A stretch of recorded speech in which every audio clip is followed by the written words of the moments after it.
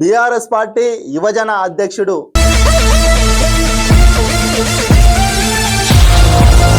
మాజీ మంత్రి తన్నీరు హరీష్ రావు గారి అడుగుజాడలే నడిచే వ్యక్తి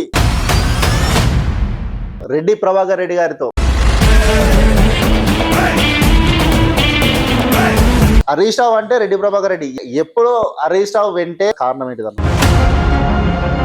హరీష్ అనే ఒక వ్యక్తి, ఆయన ఒక వ్యక్తి కాదు, శక్తి. రక్తం తీస్తే కూడా హరీష్ అనే ఉంటది అన్న. గుండె తీస్తే కూడా హరీష్ అనే ఉంటాడు. నీ కంటి చూపెందుకో హరీష్ అన్న మా కోసం చూస్తుంటదే, నీ ఇంటి తలుపెందుకో హరీష్ అన్న ఎప్పుడు తెరిసుంటదే.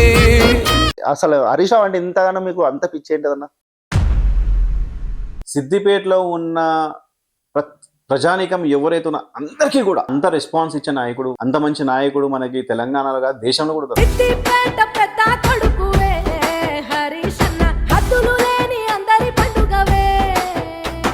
సిద్దిపేట డెవలప్మెంట్ అంటే మీద మిటమిట లోపల లోట్ల అంటారు కదా, సేమ్ ఇటనే. ఈరోజు ఇంటిగ్రేటెడ్ కాంప్లెక్స్లు, ఇంటిగ్రేటెడ్ మార్కెట్లు, బ్రహ్మాండంగా రోడ్లకు ఇరువైపుల చెట్లు, 100 పడకల ఆసుపత్రి, కలెక్టరేటు, కమిషనరేటు, ప్రతి డిపార్ట్మెంట్ సంబంధించి బ్రహ్మాండమైన బిల్డింగ్లు. ఇంత చెప్తారు కదా సిద్దిపేట అంటే హరీష్ రావు గారే అభివృద్ధి చేసిరని చెప్పి. నిన్న నేను ఒక సమస్య బయటకు తీసిన, పిల్లలు బాత్రూమ్ల దగ్గర కూర్చొని అన్నం తింటారు. చేసిన పనులను పెండింగ్ లో పెట్టారు కదన్న. మేము చేసేకాడికి చేసినాము, ప్రభుత్వం పోయింది, ఇప్పుడు చేయాల్సింది ఎవరు? కాంగ్రెస్ ప్రభుత్వం కదా. బీఆర్ఎస్ పార్టీలో కూడా వర్గపోరు జరుగుతుంది. మాకు వర్గపోరు లేదు, మా దాంట్లో ఎలాంటి కుమ్ములాటలు లేవు. మాకు ఒక్కడే నాయకుడు హరీష్ అన్న. రెడ్డి ప్రభాకర్ రెడ్డి గారు సైకిల్ మీద నుంచి ఫార్చునర్ దాకా రాగలని కారణం ఏంటిది? నేను నమ్మేది ఒకటే, కష్టే ఫలే, వర్క్ లైఫ్ బ్యాలెన్స్. నేను ఒక ప్లాన్కి వెళ్తాను, ప్లానింగ్ ఉంటే ఏదైనా సాధించామనేది కూడా హరీష్ అన్న ద్వారానే నేర్చుకున్నాను. కాంగ్రెస్ పార్టీ నాయకులు ఈ స్థానిక ఎన్నికలు వస్తే 99% మేమే కాంగ్రెస్ పార్టీ సీట్లు గెలుస్తామని అంటున్నారు. వాళ్ళు ఏదో భ్రమపడుతున్నారు. కొంతమంది బీఆర్ఎస్ పార్టీ నాయకులు హరీష్ రావు గారి పేరు అడ్డం పెట్టుకొని సెటిల్మెంట్లకు పాల్పడుతున్నారని ఆరోపణలు వస్తున్నాయి. బీఆర్ఎస్ ప్రభుత్వంలో దట్టు హరీష్ అన్న గారి కాన్స్టిట్యున్సీలో అలాంటి వాడికి చోటు ఉండదు. ఈరోజు మన గెస్ట్ బీఆర్ఎస్ పార్టీ యువజన అధ్యక్షుడు మాజీ మంత్రి తన్నీరు హరీష్ రావు గారి అడుగుజాడలే నడిచే వ్యక్తి శ్రీ రెడ్డి ప్రభాకర్ రెడ్డి గారితో ఈరోజు ముందుగా అన్నకు వెల్కమ్ చేద్దాం. అన్న నమస్తే. అన్న నమస్తే బ్రదర్. బీఆర్ఎస్ పార్టీ అధికారంలో కోల్పోయిన తర్వాత అందరూ సైలెంట్ అయ్యారు. ఎందుకోసం సైలెంట్ అంటే ఎవరు? నాయకులు కానీ, హరీష్ అన్న కానీ, కేసీఆర్ గారు కానీ, కేటీఆర్ గారు కానీ ఎవ్వరు కూడా సైలెంట్ కాలేదు. ఇప్పటికీ ప్రజల పక్షాన ఉన్నాం, ఎప్పటికైనా ప్రజల పక్షాన మేము నిలబడతాం. ఈరోజు రేవంత్ రెడ్డి 6 గ్యారంటీలు, 420 హామీలు అమలు చేస్తా అని చెప్పేసి దొంగబద్దాలు చెప్పేసి ప్రభుత్వంలోకి వచ్చిండ్రు. కానీ ఈరోజు ప్రజలకు అర్థమవుతుంది, ఎవ్వరు సుఖంగా లేరు, వృద్ధులు సుఖంగా లేరు, యువకులు సుఖంగా లేరు, చిన్న పిల్లలతో సహా. కేసీఆర్ కిట్ ఉండే, కేసీఆర్ కిట్ తీసేసిండు. అట్లా ప్రతి ఒక్క వివిధ ఏజ్ సంబంధించిన వాళ్ళు ఎవ్వరు కూడా సంతోషంగా లేరు. మేము రైతు బంధు ఇస్తామని చెప్పేసి హామీ ఇచ్చినామా? రైతు బంధు ప్రజల పక్షాన నిలబడి కేసీఆర్ గారు రైతుల గురించి ఆలోచించి వాళ్ళకి పెట్టుబడి సాయంగా 5,000 రూపాయలు ఇస్తామని చెప్పేసి అన్నాడు. అన్న తర్వాత రేవంత్ రెడ్డి ఏం చేసిండు? 6,000 రూపాయలు ఇస్తా అన్నాడు. అన్న మీరు ఇప్పుడు ఎక్కడికైనా వెళ్ళండి, ఏ గ్రామానికైనా వెళ్దాం. ఇంతకుముందు గత 6 నెలల క్రితం ఇవ్వాల్సిన రైతు బంధును ఈరోజు నువ్వు సర్పంచ్ ఎలక్షన్లు, ఎంపీటీసీ, జెడ్పీటీసీ ఎలక్షన్లు పెట్టుకుంటా అని చెప్పేసి నువ్వు ఇప్పుడు స్టార్ట్ చేసినావు. నిన్న మొన్న స్టార్ట్ చేసినావు. మధ్యలో ఇచ్చేది ఎగ్గొట్టేసినావు కదా. ఎగ్గొట్టేసి ఏం చేసిండో అవే పైసలు తీసుకొచ్చి 1,00,000 రూపాయలు రుణమాఫీ అని చెప్పేసి 100% ఇచ్చిన అని చెప్పేసి అన్నాడు. 100% కాదు కదా, 5% కూడా ఎవరికి ఇవ్వలేదు. గత బీఆర్ఎస్ ప్రభుత్వం అధికారంలో ఉన్నప్పుడు అసలు ప్రభుత్వ ఖజానాను మొత్తం నాకి పెట్టిందని అంటున్నారు. 100% రేవంత్ రెడ్డి శాతగాని పరిస్థితి ఇది. అంటే ఆయనకు శాతగాక ఏదో సామెత ఉంటే 3 సామెత ఉంటుందని నేను చెప్తే బాగుండదు. ఆయనకు శాతగాక కేసీఆర్ ఇది చేసిండు, అది చేసిండు అని అన్నాడు. మేము 10 సంవత్సరాలు, మొదటి సంవత్సరం నుంచి ఈ 10 సంవత్సరాల కాలంలో కూడా మేము ప్రతి సంవత్సరం కూడా మేము వాళ్ళకి రైతు బంధు ఇవ్వడం కానీ, వాళ్ళకు సంబంధించిన బీమా, రైతులకు బీమా కానీ అన్ని కూడా ఇచ్చినాం. ఎక్కడ కూడా ఎవ్వరికి ఒక్క రూపాయి కూడా ఆపిన పరిస్థితి లేదు. కానీ రేవంత్ రెడ్డి ఆయన శాతగాక పైసలు పుడుతులేవు, లంక బింద ఏందన్నా. ఒక ముఖ్యమంత్రి అయి ఉండి కూడా ఈరోజు అలాంటి మాటలు మాట్లాడడానికి మన రాష్ట్ర పరువు తీస్తున్నాడు. అన్న నువ్వు ఒక చిన్న నీ లాజిక్ అడుగుతా, నువ్వు అప్పు కావాలి అంటే ఒక నలుగురు దగ్గరికి అప్పు దగ్గరకు పోతే నా దగ్గర ఏం లేవు నా దగ్గర ఏం లేవు నాకు రూపాయి గుర్తులేదని చెప్పి ఇస్తారా? లేకపోతే నా దగ్గర ఉన్నాయి మా రాష్ట్రాన్ని మేము సంపదన రాష్ట్రంగా తీర్చిదిద్దామని చెప్తే అప్పిస్తారా? నువ్వే చెప్తున్నావు కదా మొత్తం రాష్ట్రం అంతా ఖరాబ్ అయిపోయింది అని చెప్పేసి చేస్తున్నావు. ఖరాబ్ కాలేదు, ఉన్న మంచి ఒక బంగారం లాంటి రాష్ట్రాన్ని నువ్వు ఇలా నాశనం చేసే పరిస్థితి తీసుకొచ్చినావు. హరీష్ రావు అంటే రెడ్డి ప్రభాకర్ రెడ్డి ఎప్పుడు కూడా హరీష్ రావు వెనుకల్లే ఉంటాడు. అసలు ఇంత ఆదరణ హరీష్ రావు దగ్గర ఇంత తక్కువ సమయంలో తెచ్చుకోవడానికి గల కారణం ఏంటిదన్న? అన్న హరీష్ అనే ఒక వ్యక్తి, ఆయన ఒక వ్యక్తి కాదు, శక్తి. హరీష్ అన్న లాంటి నాయకుడు దొరకడం అనేది తెలంగాణ రాష్ట్ర ప్రజల యొక్క అదృష్టము. అదేవిధంగా సిద్దిపేట ప్రజానికానికి మరీ అదృష్టం. ఎందుకోసమని అంటే ఇన్ని సంవత్సరాలుగా మనము దాదాపు 25-30 సంవత్సరాల నుంచి కేసీఆర్ వెంట చూసినాము. మేము చిన్నగా ఉన్నప్పటి నుంచి కూడా కేసీఆర్ గారిని చూసాము, at the same time Harish అన్నను చూసాము. నాయకుడిగా గత 25 సంవత్సరాల నుంచి కూడా ఒక నాయకుడిగా చూసాము. అంత పని చేసే వ్యక్తి ఏ పార్టీలో కూడా దొరకడు. ఇంటి వాళ్ళకు కూడా అంత టైం ఇవ్వడన్నా. మనం వెళ్తే ఒక నాయకుడిగా కానీ ఒక కార్యకర్త కానీ మనం వెళ్తే హరీష్ అన్న మనల్ని లోపల పిలుచుకొని టిఫిన్ చేయించి ఎందుకోసం వచ్చినో అడిగి ఆ సమస్య యొక్క పరిష్కారం చేసిన తర్వాతనే పంపిస్తాడు. ఇంత టైం ఇచ్చే నాయకుడు నేను నా భూతో నా భవిష్యత్ అన్నట్టు ఇప్పుడు తప్ప ఇంకా ఫ్యూచర్లో కూడా చూసామన్న, ఇంతకుముందు చూడలేదు, అట్ ద సేమ్ టైం ఫ్యూచర్లో చూసామన్న నమ్మకం కూడా లేదు. ఈరోజు సిద్దిపేటని ఒక సిద్ధులపేట లాగా తీర్చిదిద్దడానికి కారణం ఎవరు? హరీష్ అన్న. అది మా ప్రజానీకమే కాదు, ఏ పార్టీ వాళ్ళని అడగండి. ఇలా కాంగ్రెస్ ప్రభుత్వం ఉంది, కాంగ్రెస్ నాయకులు ఉన్నారు సిద్దిపేటలో. ఈరోజు సిద్దిపేట ఒక బంగారు తునిక. సిద్దిపేట బంగారు తునిక అంటున్నారు. ఖాళీ కేవలం సిద్దిపేట డెవలప్మెంట్ అంటే మిటమిట లోపల అంటారు కదా, సేమ్ ఇటనే ఉంది. అంటే గ్రామాల పండి వెళ్తే ఎలాంటి అభివృద్ధి చెందలేదని చెప్పి అంటున్నారు. 2014 ముందు 2014 తర్వాత ఈ రెండు ఫోటోలు కూడా మనము గ్రామాలలో కావచ్చు, తర్వాత పట్టణానికి సంబంధించిన కూడా తీసుకుందాం. అప్పటి నుంచి ఇప్పటి వరకు ఏం అభివృద్ధి చెందిందో మీరే చెప్పాలి. రోడ్లే ఒకటే కాదన్న, రోడ్లు ఒకటి కాదు. ఈరోజు మనము మందపల్లి, తర్వాత మిట్టపల్లి, ముండ్రాయిషి వరకు వెళ్తే ఒక బ్రహ్మాండంగా 100 ఎకరాలలో ఒక ఇండస్ట్రియల్ పార్క్ సిద్దిపేటకు సంబంధించిన యువతి యువకుల కోసము వాళ్ళకు ఒక ఎంప్లాయ్మెంట్ ఇవ్వాలనే ఉద్దేశంతో ఈరోజు బ్రహ్మాండంగా TSICC ఆధ్వర్యంలో బ్రహ్మాండమైన ఇండస్ట్రియల్ పార్క్ డెవలప్ చేసుకున్నాం. ఒకప్పుడు ఐటీ అంటే హైదరాబాద్కు పరిమితమైన ఐటీ కంపెనీస్ని ఈరోజు సిద్దిపేట పొన్నాల శివారు, దుద్దడి శివారులోకి తీసుకొచ్చి బ్రహ్మాండంగా ఇలా కొన్ని 100 మందికి ఎంప్లాయ్మెంట్, ఐటీ రంగంలో ఎంప్లాయ్మెంట్ వచ్చిందంటే అది హరీష్ అన్న వాళ్ళే. ఈరోజు ఇంటిగ్రేటెడ్ కాంప్లెక్స్లు, ఇంటిగ్రేటెడ్ మార్కెట్లు, బ్రహ్మాండంగా రోడ్లకు ఇరువైపుల చెట్లు, 100 పడకల ఆసుపత్రి, కలెక్టరేటు, కమిషనరేటు, ప్రతి డిపార్ట్మెంట్ సంబంధించి బ్రహ్మాండమైన బిల్డింగ్లు. ఇలా మనము బైపాస్ నుంచి వెళ్తుంటే ఒకప్పుడు ముక్కులు మూసుకొని పోవాల్సిన పరిస్థితి ఉండే. కానీ ఈ రోజు ఏమైంది? ఎటు చూసినా సిద్దిపేట అందాలు, ఇటు చూసినా బ్రహ్మాండమైన బిల్డింగ్స్, విపంచి కళానిలయం. అట్లా సిద్దిపేట అన్ని రంగాలలో కూడా అభివృద్ధి చేసిన ఘనత ఎవరిది అంటే హరీష్ అన్ననే. ఈరోజు వచ్చిన ఫండ్స్ 100 కోట్లు, 30 కోట్లు, 40 కోట్ల రూపాయలు ఇలా మన సిద్దిపేటకి రావాల్సింది ఇలా శిల్పారామం మధ్యలో ఇచ్చిపెట్టాల్సిన పరిస్థితి ఎందుకు వచ్చింది? సిద్దిపేటలో ఉన్న వాళ్ళు ప్రజలు కానీ, ఇక్కడ ఉన్న నాయకులు కానీ, ఇక్కడ ఉన్న వాళ్ళు తెలంగాణలో లేరా? నేను అడుగుతున్న కాంగ్రెస్ ప్రభుత్వాన్ని, ఈరోజు మీరు ఏదైతే నిధులు ఆపేశారో సిద్దిపేటకి సంబంధించి వెంటనే ఆ నిధులు మీరు రిలీజ్ చేయాలి. అంటే నిధులను ఆపేశారని మీరు అంటారు. నిధులను ఒకటి విడుదల చేస్తున్నామని చెప్పి అటు కాంగ్రెస్ పార్టీ నాయకులు చెప్తున్నారు కదా. ఇక్కడ ఉన్న ఇన్ఛార్జీలు అయినా సరే, ఎవరైనా సరే కంపల్సరీ సిద్దిపేటను అభివృద్ధి చేస్తాము, అభివృద్ధికి సంబంధించిన నిధులను కేటాయిస్తామని చెప్తున్నారు కదా. సిద్దిపేటలో బీఆర్ఎస్ ప్రభుత్వం ఉన్నప్పుడు ప్రొసీడింగ్ హరీష్ అన్న చేతుల మీదుగా ప్రతిరోజు కుల సంఘాలకు కావచ్చు, రోడ్లకు సంబంధించి కావచ్చు, భవనాలకు సంబంధించిన కావచ్చు, ఏవైనా ప్రతిరోజు ప్రొసీడింగ్ ఇచ్చే పరిస్థితి ఉండే. ఈరోజు ఇదే ఇన్ఛార్జీలు ఉన్నారు కదా, ఇక్కడ ఉన్న కాంగ్రెస్ లీడర్లు ఉన్నారు కదా, వాళ్ళని మేము అడుగుతున్నాం. మీ ఆధ్వర్యంలో మీరు సిద్దిపేటకు సంబంధించి ఎన్ని ప్రొసీడింగ్లు తీసుకొచ్చారు, ఎన్ని కోట్ల రూపాయల అభివృద్ధి కార్యక్రమాలు చేశారు, ఎన్ని కోట్లకు సంబంధించి మీరు సిద్దిపేటకి ఎన్ని కోట్ల రూపాయలు మీరు ఇప్పటికీ ఫండ్స్ తీసుకొచ్చారని నేను సూటిగా మిమ్మల్ని అడుగుతున్నాను. దమ్ముంటే బస్టాండ్ దగ్గర రండి, మేము కూడా వస్తాము. మా కాలంలో, మా టైంలో 10 సంవత్సరాలలో మేమెన్ని డబ్బులు తీసుకొచ్చాము, మీరెన్ని తీసుకొచ్చారు అంటే సిద్దిపేట అనేది తెలంగాణ రాష్ట్రంలో లేదా? సిద్దిపేటలో ఉన్న ప్రజలు కావచ్చు, సిద్దిపేట నియోజకవర్గంలో ఉన్న ప్రజలు కావచ్చు తెలంగాణ ప్రజలు గారా? అంటే ఏకపక్షంగా అన్న ఈరోజు బ్రహ్మాండంగా మన కలెక్టర్ ఆఫీస్ పక్కన ఒక వెటర్నరీ కాలేజీ తీసుకొస్తే రాత్రి నువ్వు కొడంగల్కి తీసుకొని పోయినావు. నువ్వు ముఖ్యమంత్రివే కదా, ముఖ్యమంత్రి అయినప్పుడు నువ్వు ఇంకొకటి కొడంగల్ నీ నియోజకవర్గం కాబట్టి నువ్వు అక్కడ ఒక మన పెట్టాలనుకుంటే కాలేజ్ అక్కడ పెట్టుకోవాలి. ఇక్కడిది తీసుకొని పోవాల్సిన అవసరం లేదు. గతంలో బీఆర్ఎస్ పార్టీ అధికారంలోకి వచ్చినప్పుడు మెదక్ ఏదైతే మెడికల్ కాలేజ్ శాంక్షన్ అయిందో దాన్ని సిద్దిపేటకు తీసుకొచ్చారు అని చెప్పి జంగారెడ్డి కూడా ఆరోపి. సిద్దిపేట కళ ఒకటి, మన సిద్దిపేటకు సంబంధించిన ఒక కళ ఉండేది. మేము చిన్నప్పటి నుంచి కూడా వింటున్నాం.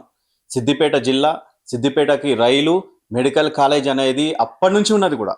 అంటే సిద్దిపేటకి రైలు అంటే సిద్దిపేటకి రైలు అంటే కేంద్ర ప్రభుత్వం నుంచే రైలు అనేది శాంక్షన్ అవుతుంది కదా. కేంద్రం నుంచి వస్తుంది, కానీ దానికి సంబంధించిన ఒక ఫండ్ కావచ్చు, లేదంటే ఒక రైలు పంపిస్తే సరిపోదన్నా. ఇక్కడ ఉన్న రైతులను ఒప్పించి వాళ్ళని మట్లాడి సిద్దిపేట అభివృద్ధి చెందుతుందని చెప్పేసి ఏ బీజేపీ లీడర్ కానీ ఏ కాంగ్రెస్ లీడర్ కానీ వాళ్ళ రైతుల దగ్గర పోయి మాట్లాడిరా? రైట్ అన్న, మీరు ఇంత చెప్తారు కదా సిద్దిపేట అంటే హరీష్ రావు గారే అభివృద్ధి చేసిరని చెప్పి. నిన్న నేను ఒక సమస్య బయటకు తీసిన. అదే గతంలో ఉన్నటువంటి బీఆర్ఎస్ పార్టీ అధికారంలో ఉన్నప్పుడు కేసీఆర్ నగర్ లో ఒక తాత్కాలికంగా ఒక ప్రాథమిక పాఠశాలను ఏర్పాటు చేశారు. సంవత్సర కాలంలో పూర్తి చేస్తామని చెప్పి ఇక్కడ ఉన్న అంటే గతంలో ఉన్న మంత్రివర్యులు అక్కడ హామీ ఇచ్చారు. కానీ అక్కడ పిల్లలు బాత్రూమ్ల దగ్గర కూర్చొని అన్నం తింటారు. వాళ్ళకి వంట చేయడానికి కిచెన్ లేక, క్లాస్ రూమ్ లేక ఆ తాత్కాలిక బిల్డింగ్ లో ఇబ్బందులు పడుతున్నారు. అంటే అభివృద్ధి చేస్తున్నామని చెప్తారు కానీ చేసిన పనులను పెండింగ్ లో పెట్టారు కదన్న. ఫండ్స్ వచ్చిన ఒక 10 రూపాయలు వచ్చింది. 10 రూపాయలని కొన్ని కంప్లీట్ చేసుకున్న టైంలోనే ఎలక్షన్ కోడ్ వచ్చింది. ఎలక్షన్ కోడ్ రాగానే ఎలక్షన్ వచ్చింది. ఎలక్షన్ రాగానే ప్రభుత్వం మారింది. ప్రభుత్వం మారినాక ఏం చేయాలి? ప్రభుత్వం యొక్క ముఖ్య ఉద్దేశం ఏమై ఉండాలి? ఎక్కడైతే ఇన్కంప్లీట్ ఉన్న వర్క్స్ ఉన్నాయో అవి కంప్లీట్ చేసే బాధ్యత కాంగ్రెస్ది. ఎందుకంటే మేము చేసేకాడికి చేసినాము, ప్రభుత్వం పోయింది. ఇప్పుడు చేయాల్సింది ఎవరు? కాంగ్రెస్ ప్రభుత్వం కదా. వచ్చిన ఫండ్స్ నే తీసుకుపోయినా 100 కోట్లు చిన్నకోట నుంచి మన ఎల్లమ్మగుడి కాంచాలి 4 లైన్ల వరుసల రోడ్ కోసం 25-30 కోట్లు వెచ్చించి చేద్దామన్న టైంలో అది డబ్బులు ఇవ్వకుండా దాని మధ్యలో ఆపేసిండు. ఇలా ప్రజలు చిన్నకోటూరు మండలికి సంబంధించిన ప్రజలు దుమ్ములో పోవాల్సి వస్తుంది. అక్కడ యాక్సిడెంట్లు అవుతున్నాయి, జనాలు చచ్చిపోతున్నారు.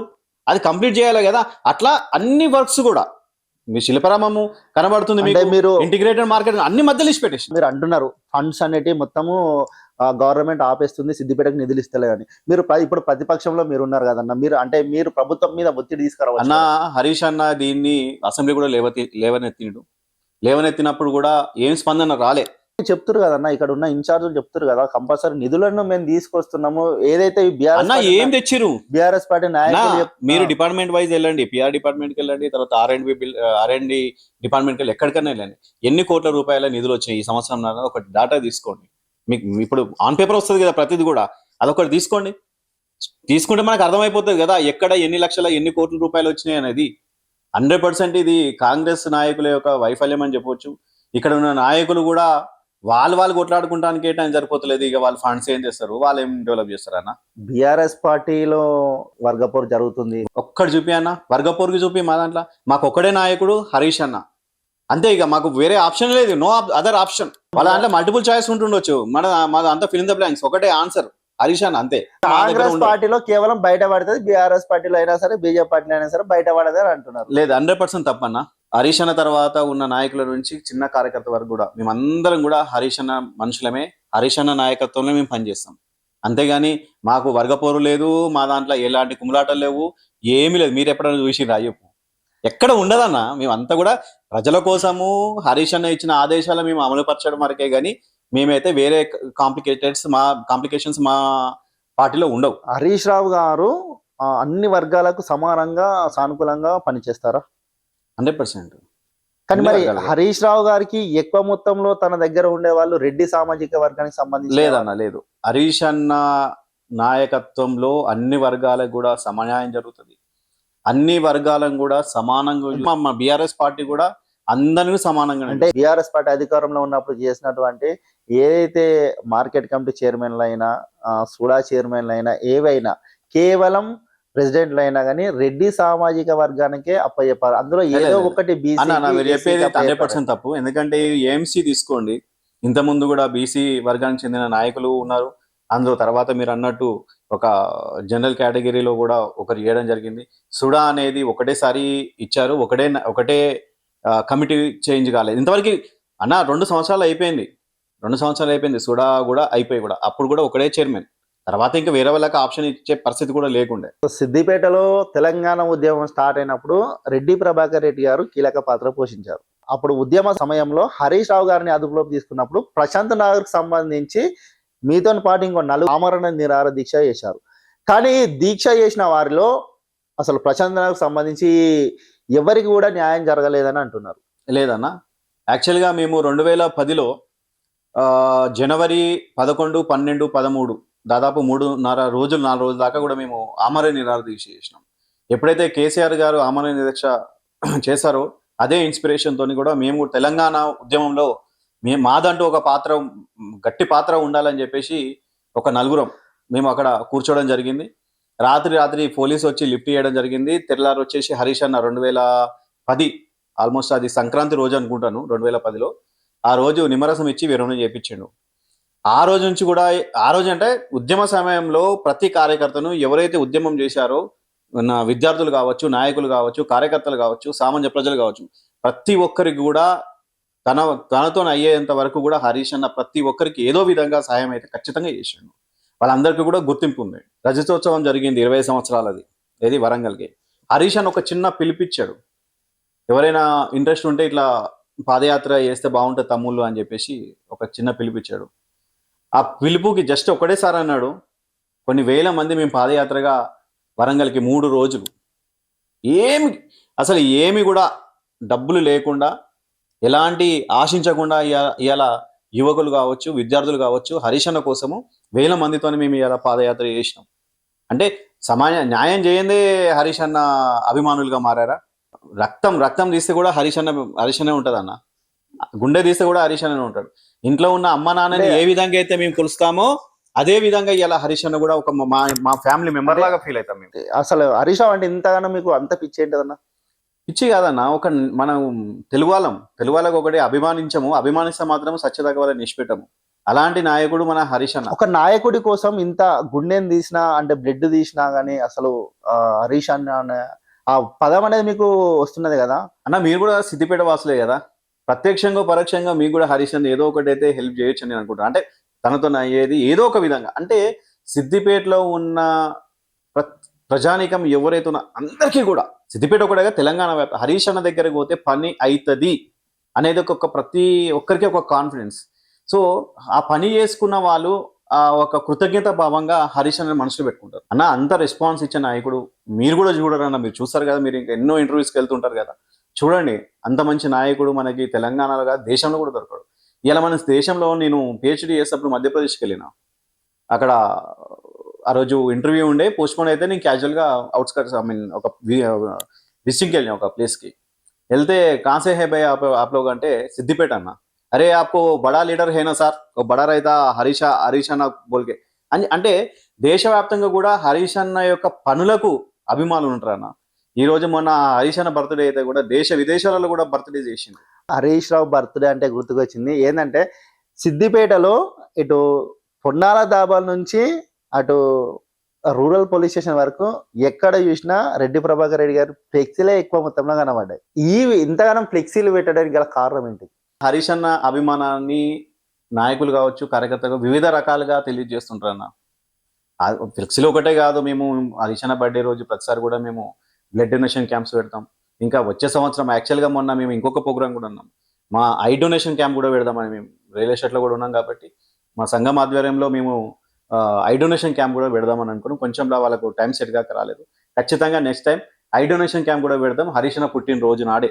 రెడ్డి ప్రభాకర్ రెడ్డి గారు సైకిల్ మీద నుంచి ఫార్చునర్ దాకా రాగలని కారణం ఏంటిది? నేను నమ్మేది ఒకటే, కష్టే ఫలే. కాలేజీలో ప్రొఫెసర్గా చేస్తా, మీకు తెలుసు. ఈ ప్రొఫెసర్ గా చేసుకుంటా, రాజకీయాల్లో చేసుకుంటా, అసలు అంటే ఎట్లా వీలవుతుంది అన్న మీకు?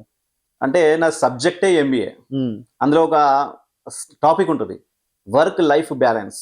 అంటే ఇప్పుడు ప్రజెంట్ కూడా నేను వర్కింగే, కాలేజీలో ప్రొఫెసర్గా చేస్తున్నాను, MBA డిపార్ట్మెంట్ హెడ్గా చేస్తున్నాను.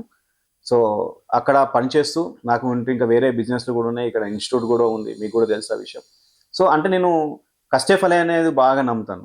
నాకు పని ఉంది అంటే నేను ఖచ్చితంగా పని కంప్లీట్ అయ్యేదాకా దాన్ని వెనకాల పడతాను. అంటే మాకు దీనికి కూడా ఒక కారణం ఉంది. మేము ఉద్యమ సమయం నుంచి కూడా హరీష్ అన్న దగ్గర చూసినాం. హరీష్ అన్న కూడా ఏ రోజు కష్టపడితేనే కదా అంత పెద్ద నాయకుడు అయ్యిండు. ఇలా హరీష్ అన్న 24 గంటలకు 18 గంటలు 19 గంటలు పని చేస్తాడన్న, 4 గంటలు 5 గంటలు కూడా నిద్రపోడు. అరే హరీష్ అన్న ఇంత వర్క్ చేస్తుండు, మనం ఎందుకు చేయొద్దు అని చెప్పేసి నా పనితో పాటు ఈ పాలిటిక్స్ సంబంధించిన విషయాలు కూడా నేను వర్క్ లైఫ్ బ్యాలెన్స్, ఇంతకుముందు చెప్పినట్టు మీకు వర్క్ లైఫ్ బ్యాలెన్స్, వర్క్ను మన యొక్క లైఫ్ని బ్యాలెన్స్ చేసే విధంగా నేను ఒక ప్లాన్కి వెళ్తాను. Planning must. ప్లానింగ్ లేకపోతే మనం ఏది సాధించలేం. ప్లానింగ్ ఉంటే ఏదైనా సాధిస్తాం అనేది కూడా హరీష్ అన్న ద్వారానే నేర్చుకున్నాను. రైట్ అన్న, మీరు రాజకీయాలకి ఏ సంవత్సర కాలంలో అడుగు పెట్టారన్న?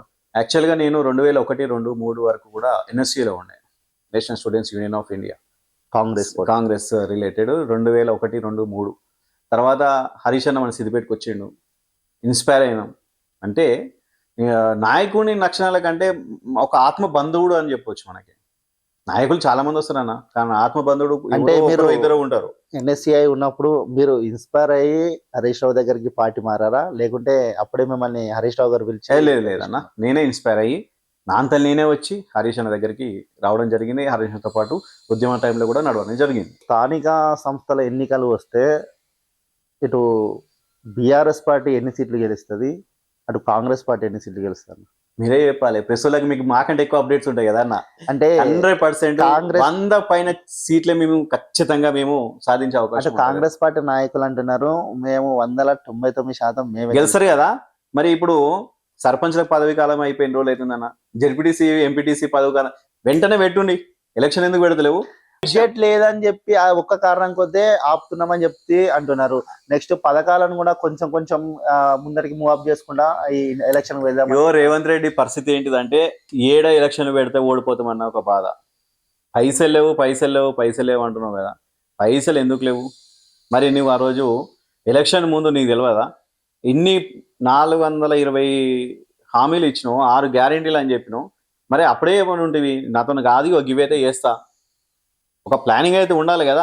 నీకు ఇన్ని కోట్ల రూపాయలు పడతాయి అని చెప్పేసి నీకు తెలుసు కదా, అంచనా వేసి ఉంటావు కదా. మరి ఎట్లా ఇచ్చినావు హామీలు? అంతా కూడా రేవంత్ రెడ్డికి శాతగాని ముచ్చట్లు చెప్తున్నాడు, అంతకంటే ఎక్కువ ఏం లేదు. ఇప్పుడు మొన్న ఏదైతే అసెంబ్లీ ఎన్నికలలో హరీష్ రావు గారికి మీరు 2 లక్షల మెజారిటీ వస్తారన్నారో, ఆ 2 లక్షల మెజారిటీ గల తగ్గడానికి కారణం ఏంటిదన్న? మెజారిటీ తగ్గడానికి కారణాలు కూడా కొన్ని ఉన్నాయి. కొందరు అరే రేవంత్ రెడ్డి కూడా ఏమో చేస్తా అంటుండు కదా, ఏమో చేస్తుంది కదా అన్న. మా దగ్గర కాదు, వేసింది కదా ఓట్లు, ఏందైతే గెలవలేదు. మరి ఆ ఓటర్లకు న్యాయం చేయాలి కదా రేవంత్ రెడ్డి. అంటే ఇది సిద్దిపేట అంటే హరీష్ రావు అడ్డా అంటారు. ఈ హరీష్ రావు అడ్డాల అంత అసలు ఓట్ బ్యాంక్ అనేది తగ్గడానికి రేవంత్ రెడ్డి ముఖం అంటే సరే ఓకే, రేవంత్ రెడ్డి వేరే కాన్స్టిట్యున్సీ వేరే పక్కన పెడదాం, కానీ ఇక్కడ ఉన్నది హరీష్ రావే.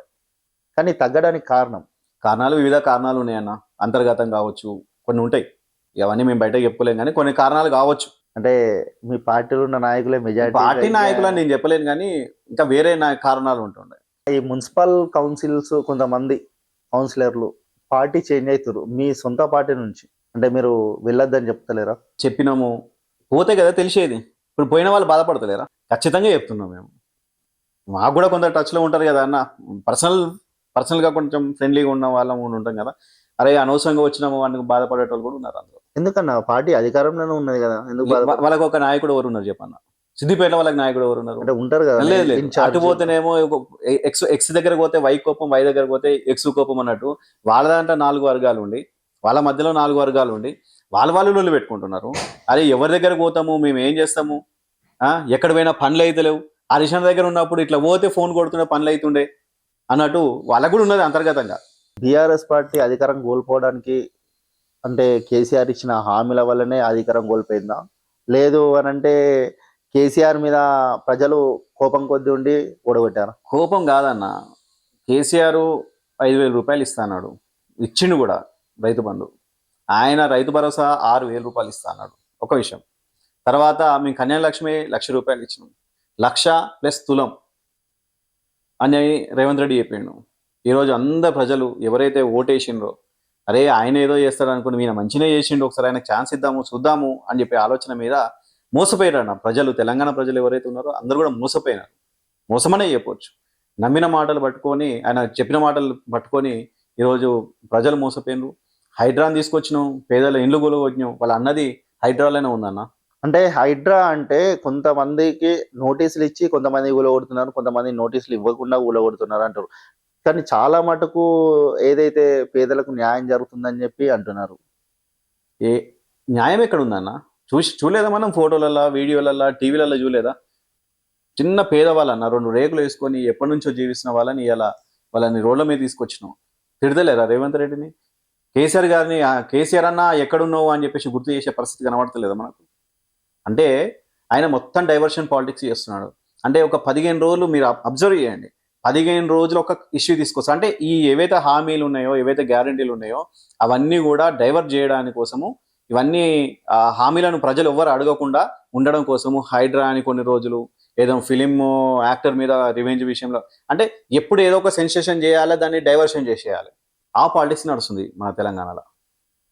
అన్న మీరు కేసీఆర్ గారిని ఎప్పుడూ కలవలేదు అని బయట అంటున్నారు. కేవలం హరీష్ రావు, హరీష్ అన్న అని ఇదే ఒక మాట లేదు, వినిపిస్తుంది. హరీష్ అన్న ఆధ్వర్యంలో 2-3 సార్లు కలిసినాము. ముఖ్యమంత్రిగా ఉన్నప్పుడు మీరు చూడొచ్చు, ఇక్కడ కూడా ఉంటుంది, ఒక చిన్న ఫోటో ఉంటుంది. ప్రగతి భవన్లో కలిసినాము. ఇంకొకటి నాకు బాగా మెమొరబుల్ ఏదేంటంటే సిద్దిపేటలో కేసీఆర్ గారు ముఖ్యమంత్రి హోదాలో మన సిద్దిపేటకి రావడం జరిగింది ఒక భారీ బహిరంగ సభకి. ఆ రోజు హరీష్ అన్న దగ్గర పెట్టుకొని నన్ను తీసుకొని పోయి హెలికాప్టర్ దగ్గర వెల్కమింగ్ చేయించాడు. ఆ ఫోటోని ఈ ఫోటో ఇప్పుడు ఉన్నది. ఆ రోజు అంతమంది నాయకుల మధ్యలో కూడా నాకు ఆ ఇంపార్టెన్స్ ఇవ్వడం అన్న చాలా హ్యాపీని ఇచ్చింది ఆ రోజు. రైట్ అన్న. ఇప్పుడు కాంగ్రెస్ పార్టీ చేస్తున్నటువంటి పథకాలను అమలు చేస్తలేరు మీరు అంటారు, వాళ్ళు అమలు చేస్తున్నామని వాళ్ళు అంటున్నారు. అన్న రైతు భరోసా అని చెప్పిండు, ఫెయిల్ అయిపోయింది. కేసీఆర్ కిట్ ఇస్తుండే, అది బంద్ చేసేసిండు. తర్వాత తులం బంగారం ఇస్తాడు, కళ్యాణ లక్ష్మి ఇంతవరకు దిక్కు దివాణా లేకుండా పోయింది. ఏమీ లేదు. ఈరోజు రిటైర్డ్ అయిన ఎంప్లాయీస్ కూడా సంవత్సరాల కొద్దీ వాళ్ళకి రావాల్సిన పిఎఫ్, ఈపీఎఫ్ అమౌంట్ కావచ్చు, గ్రాట్యుటీ కావచ్చు, అన్ని కూడా ఆపేసిండు. ప్రజలను మొత్తం కూడా అందరినీ ఒక పీల్చి పిప్పి చేసే పరిస్థితి కనబడుతుంది. అంటే ఎల్ఆర్ఎస్ నువ్వు ఫ్రీగా ఇస్తా అని చెప్పినావు కదా, మీరు గట్టకూరి ఎల్ఆర్ఎస్ అప్పుడు మా ప్రభుత్వమే తీసుకొచ్చింది అన్న ఎల్ఆర్ఎస్. తీసుకొస్తే మీరు ఒక్క రూపాయి కూడా కట్టకండి, నేను ఫ్రీ ఎల్ఆర్ఎస్ ఇస్తాను. ఈరోజు ఎల్ఆర్ఎస్ లేకపోతే నీకు రిజిస్ట్రేషన్ అయ్యే పరిస్థితి లేదు కదా. దాని గురించి మాట్లాడరు కాంగ్రెస్ నాయకులు. ఎక్కడున్నారు? మాట్లాడాలి కదా వాటి గురించి. అన్న మనం ఆ రోజు మేము ఫ్రీగా ఇస్తామని చెప్పి తొడలు జబ్బలు కట్టి కొట్టినాము, మరి ఏమైందని అడగాలి కదా అన్న. అది పోయింది, ఫ్రీ అన్నాడు, అది పోయింది. నీకు ఎన్ని వస్తున్నాయి? 2000 వస్తున్నాయా? నేను వస్తే 4, గివన్నీ 4 అన్నాడు. ఎడిపోయిందా 4 అన్న? ఈరోజు మీ స్థానిక సంస్థ ఎలక్షన్లలో చూడండి, ఖచ్చితంగా బ్రహ్మాండమైన మెజారిటీతోని 100% మేము క్లీన్ స్వీప్ చేస్తాము. మళ్ళీ అయిపోయిన తర్వాత మళ్ళీ నువ్వు ఇంటర్వ్యూకి రా, నేను ఇంటర్వ్యూ ఇస్తాను. ఎంపీటీసీ కావచ్చు, జెడ్పీటీసీ స్థానాలు కావచ్చు, అన్ని కూడా మళ్ళా బీఆర్ఎస్ ప్రభుత్వమే, బీఆర్ఎస్కే పట్టం కడతారు ప్రజలు. మీకు తెలంగాణ రాష్ట్రంలో కొంతమంది నాయకుల పేర్లు అడుగుతా, వాళ్ళపైన అభిప్రాయం చెప్పండి. ఫస్ట్ కేసీఆర్ ఒక బ్రహ్మాండమైన సంచలనం. హరీష్ రావు అంటే trouble shooter, at the same time ప్రజానాయకుడు, ప్రజా సేవకుడు. నాయకుడు కన్నా అనేదానికంటే ప్రజా సేవకుడు అనవచ్చు. బండి సంజయ్ అవకాశవాది. సీతక్క రేవంత్ రెడ్డి పెట్. రేవంత్ రెడ్డి మోసకారి. కల్వకుంట్ల కవిత మంచి నాయకురాలు, కేసీఆర్ గారి అడుగుజాడలు నడిచే ఒక నాయకురాలు. టీఆర్ఎస్ పార్టీ యువజన అధ్యక్షునిగా ఉండి మీరు ఎలాంటి సేవలు అందించారన్న ఇంతవరకు? అన్న సేవలు అనేది చెప్పుకునేవి కావు. మీరు చూసి ఉంటారు, మేము ఎక్కువ అడ్వర్టైజ్మెంట్ ఏముండదు. యువకునిగా మా యూత్కి సంబంధించి ఈరోజు మేము హరీష్ అన్న గారి ఆధ్వర్యంలో మేము 15,000 మందికి ఫ్రీ డ్రైవింగ్ లైసెన్స్ ఇప్పించినాం. హరీష్ అన్న గారి ఆధ్వర్యంలో, హరీష్ అన్న గారి సొంత ఖర్చుతోని ఫ్రీ డ్రైవింగ్ లైసెన్స్ ఇచ్చినాం. At the same time degree కాలేజీలో తర్వాత 2023-24 ఎండింగ్లో అనుకుంటాను జాబ్ ఫేర్స్ కూడా హరీష్ అన్న గారి ఆధ్వర్యంలో, అవన్నీ కూడా మేము హరీష్ అన్న గారి ఆధ్వర్యం జరిగిన మేము లీడ్ చేస్తాం. హరీష్ అన్న గారి ఆదేశాల మేరకు అవన్నీ కూడా లీడ్ చేస్తాం. కరోనాలో 2020లో మన కరోనా వచ్చింది. 2021 2 సంవత్సరాలు కూడా హరీష్ అన్న గారి ఆదేశాల మేరకు మా సొంత ఖర్చుతో at the same time Harish అన్న గారి ఇచ్చిన కిట్స్ని ఎవరైతే కరోనా బాధితులు ఉన్నారో వాళ్ళ దాకా సప్లై చేయడం కూడా మా బాధ్యతగా ఉండే. మా సొంత ఖర్చుతో కూడా మేము కరోనాలో మేము చాలా యాక్టివిటీస్ చేసాం. కొంతమంది బీఆర్ఎస్ పార్టీ నాయకులు హరీష్ రావు గారి పేరు అడ్డం పెట్టుకొని సెటిల్మెంట్లకు పాల్పడుతున్నారని ఆరోపణలు వస్తున్నాయి. ఇంతవరకు అయితే మా సార్ దృష్టికి రాలేదు. అలాంటివి ఏమైనా ఉంటే కూడా మీకు కూడా తెలుసు, హరీష్ అన్న అలాంటివి కూడా ఎలాంటివి కూడా ప్రోత్సహించాడు. ఈరోజు మీకు తెలుసు కాంగ్రెస్ ప్రభుత్వం ఉన్నప్పుడు కాంగ్రెస్ నాయకులు ఎలాంటి పరిస్థితి ఉంటుంది అంటే కిందికెంచాలి పైసలు పోతేనే పనులు అయ్యే పరిస్థితి ఉంటుంది. కానీ మా బీఆర్ఎస్ ప్రభుత్వంలో దట్టు హరీష్ అన్న గారి కాన్స్టిట్యున్సీలో అలాంటి వాడికి చోటు ఉండదు. ఏదో కాంప్లికేషన్ చేస్తుంటారు. హరీష్ రావు గారు ఆర్థిక శాఖ మంత్రిగా, హరీష్ రావు గారు ఏదైతే ప్రభుత్వ ఆసుపత్రులు ఎక్కడున్నా కంపల్సరీ ఏ టైం అయినా కానీ విజిట్ చేసేవారు. కానీ ఇప్పుడు మంత్రి పదవి అయిన తర్వాత ఇప్పుడు గవర్నమెంట్ హాస్పిటల్ని ఎందుకు విజిట్ చేస్తలే? సొంత కాన్స్టిట్యున్సీలో కూడా విజిట్ చేయడం లేదు ఎందుకు? విజిట్ చేయలేదనేది తప్పు విషయము. దానికి సంబంధించి నంబర్ ఆఫ్ టైమ్స్ ముఖ్యమంత్రి గారిది కావచ్చు, ఎట్ ద సేమ్ టైం సంబంధిత శాఖ మంత్రిని కావచ్చు 3-4 సార్లు రిక్వెస్ట్ చేసిండు. ఎందుకంటే ఆ బిల్డింగ్లు ఎప్పుడో కంప్లీట్ అయిపోయినాయి. కొంచెం 99% హరీష్ అన్న గారి ఆధ్వర్యంలో కంప్లీట్ అయినాయి. ఎలక్షన్ కోడ్ రావడం వల్ల ఆ పని ఏదైతే పెండింగ్ ఉన్నదో అప్పుడు ఎలక్షన్స్ ముందుది ఆ పని కంప్లీట్ కావాలి. అంటే ఇన్ఫ్రాస్ట్రక్చర్ రిలేటెడ్ కొన్ని పెండింగ్ ఉన్నాయి. అవి ఇస్తే మనం ఆసుపత్రిని బ్రహ్మాండంగా అటు షిఫ్ట్ చేసుకోవచ్చు. ఎందుకంటే కొన్ని 100 కోట్లతోని అంత మంచి బిల్డింగ్ కట్టించిండు హరీష్ అన్న. ఈరోజు ఇక్కడ ప్రజానీకానికి కూడా అవసరమే కదా ఒక మంచి ఆసుపత్రి అనేది. అది రేవంత్ రెడ్డి వెంటనే దాన్ని కంప్లీట్ చేయాలని కూడా మేము బీఆర్ఎస్ పార్టీ నుంచి కూడా మేము కోరుతున్నాం. కాంగ్రెస్ పార్టీ నాయకులు ఈ స్థానిక ఎన్నికలు వస్తే 99% మేమే కాంగ్రెస్ పార్టీ సీట్లు గెలుస్తామని అంటున్నారు. దీనిపైన మీ అభిప్రాయం ఏందన్నా? వాళ్ళు ఏదో భ్రమపడుతున్నారు. నేను ఒక సూటి క్వశ్చన్ అడుగుతున్నాను కాంగ్రెస్ నాయకులను కావచ్చు, రేవంత్ రెడ్డి గారిని. సిద్దిపేటలో ఉన్నటువంటి నామినేటెడ్ పదవులు మరి నువ్వు ఎందుకు ఫిల్ చేస్తావు? ఇక్కడ ఉన్న వాళ్ళు మీ నాయకులే కదా మీరు ఇచ్చుకునేది. తెలంగాణ ప్రజలకు, ఇటు సిద్దిపేట ప్రజలకు రెడ్డి ప్రభాకర్ రెడ్డి గారు ఏం చెప్పదలుచుకున్నారు? గతంలో మనము ఈ రేవంత్ రెడ్డి మాటలకు మన తెలంగాణ ప్రజానీకం అందరూ కూడా మోసపోయినరు. మరోసారి అలాంటివి జరగకుండా కేసీఆర్ గారు మన కోసం ఏం చేశారో ఆలోచించి ఈ వచ్చే స్థానిక సంస్థ ఎన్నికలలో బ్రహ్మాండంగా బీఆర్ఎస్ పక్షాన్ని నిలబడినటువంటి నాయకులను అందరినీ కూడా గెలిపించాల్సిందిగా కోరుతున్నాను. స్థానిక ఎన్నికలలో కేసీఆర్ గారు చేసినటువంటి పనులను చూసి ఈసారి మళ్ళీ ఈ స్థానిక ఎన్నికలలో బీఆర్ఎస్ పార్టీ జెండా ఎగురేస్తామని చెప్తున్నారు. చూస్తూనే ఉండండి మన కర్తవ్యం. నేను మీ మేరుగు రాజేష్.